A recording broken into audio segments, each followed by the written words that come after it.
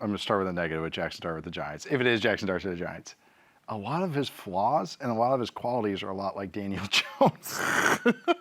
And that's where I'm just going like, do you guys have a type? Like, do you have a certain type that you guys just are into? Like, yeah, I know.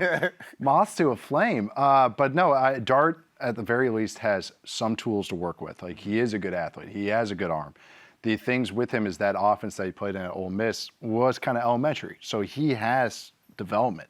Also, his feel in the pocket. He is tough, and I think that's one of the huge attributes to him is he's tough and athletic. He's willing to go up the, inside of the pocket in between the tackles, but he also bails a little bit when he's feeling pressured. And I felt like pressure really devolved him and unraveled him, just like Daniel Jones. We're going to bring in our insider, Jori Epstein. Jori Epstein's going to give us some insight. Jori, what's the latest? What have you heard?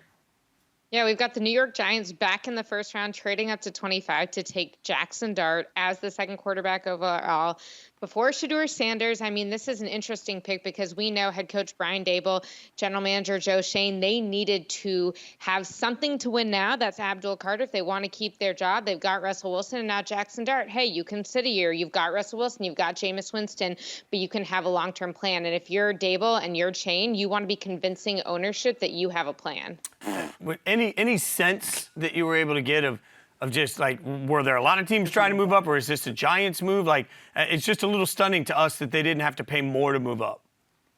Yeah, it's definitely interesting. And I was talking to people around the league who really felt like there was not going to be another quarterback who was drafted tonight. So I think if you're New York, though, and you know how much is on the line, like, okay, what if it doesn't work out in 3 years? Well, if you're that head coach and general manager, that is not your timeline. So I think that when you look at what the Cleveland Browns have done compared to what the Giants, and maybe I'll be eating my words with the Shedeur Sanders trade at some point. I'm not saying that. I'm just saying if that happens, I would be eating my words. But I think when you look at it, we have a sense of desperation coming from the New York Giants, and that's what kind of seems to be coming through to me, but tell me if you guys disagree. No, Jori, can I ask you a question on that wavelength? Yes, C-Mac. What if I said no? Yeah, she asked me that on the podcast. Like, what if I said no? What's the chances that Brian Daboll even gets to see this thing through? That was my thought, too. Right. That was my thought. I think that it's unlikely he sees it through for like more than, let's say, 10 games of Jaxson Dart starting.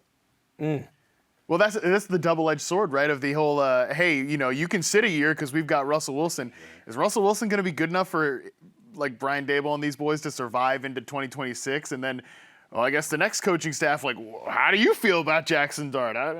All right. So no, that's definitely the biggest challenge here is that if you're that next coaching staff, you're not getting your quarterback. And that's kind of what happened with Brian Daboll and Joe Schoen when they came in and Daniel Jones was there. But there are people in that building who say, look, Jaxson Dart's athletic. He's got good size, big arm. He needs to sit and learn how to play a little bit. And I do think they believe that with Russell and Jameis there, he'll be able to do that. So I will say there are people in that building who are like, if we're picking someone at this standpoint, we want it to be Dart and not Shedeur. And that's what they got.